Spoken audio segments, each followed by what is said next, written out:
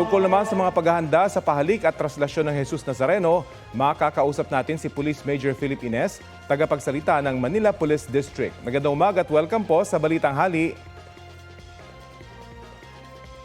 Yes, mula po sa Timbulan ng Laya at Diwang Dakila, isang mapagpala at kalmadong araw po. Ganun din po sa mga nanonood sa inyong programa ngayon. Opo, hihingi lang po kami ng update sa mga paghahanda sa seguridad sa pahalik at traslasyon. Kumusta na po? Handang-handa na po ang pamunuan ng Manila Police District dyan at hindi lamang po yun yung Philippine National Police kung saan po mahigit kumulang 18,000 PNP personnel po ang ating gagamitin para po sa pagbabantay ng ating traslasyon 2026. Hindi pa po kasama dyan yung ating other government agency na makakatulong natin taon-taon.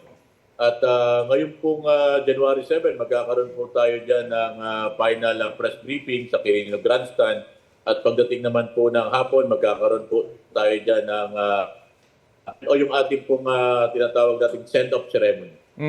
May mga bagong patakaran po bang ipatutupad ang MPD sa mga lugar na kalimitang dinadagsan ng mga deboto?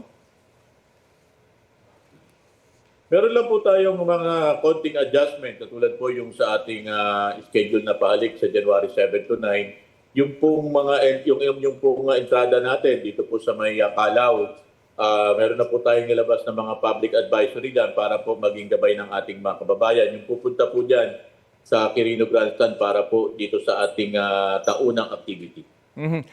Ilan po kaya ang inaasang dadalo dito sa Traslasyon 2026? Dahil taon-taon tumataas yung bilang ng mga dumadalo.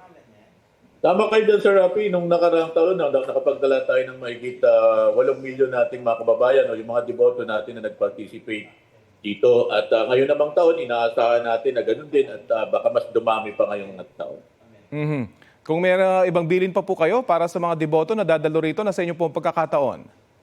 Maraming salamat, Sir Rafi. Yung ating pong bilin sa ating mga kababayan, meron na po tayong ipinost sa ating mga social media account at sa lahat po ng mga tungtungan ginawa po natin. Yung mga public advisory po natin, katulad po doon sa mga sasama po sa traslasyon, nakikiusap po kami. Doon po sa mga bata, yung ating po mga senior citizen, kung maaari po, huwag na po kayong sumama dito sa actual natin na traslasyon. Alam naman po natin talaga na napakaraming tao dyan.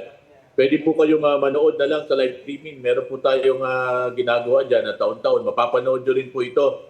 At siyempre po, yung ating mga deboto na pupunta po dyan, ang pakiusap po natin. Sumunod lamang po tayo dito po sa mga tagubilin po ng simbahan at ng inyong otoridad. At makakaasap po kayo sa Manila Police District at sa Philippine National Police na nandiyan po tayo para bantayan lang po natin yung kaayusan. Maraming salamat po sa oras na ibinahagi nyo sa Balitang Hali. Yan po si Maraming salamat po. Yan po si MPD Spokesperson Police Major Philip Ines.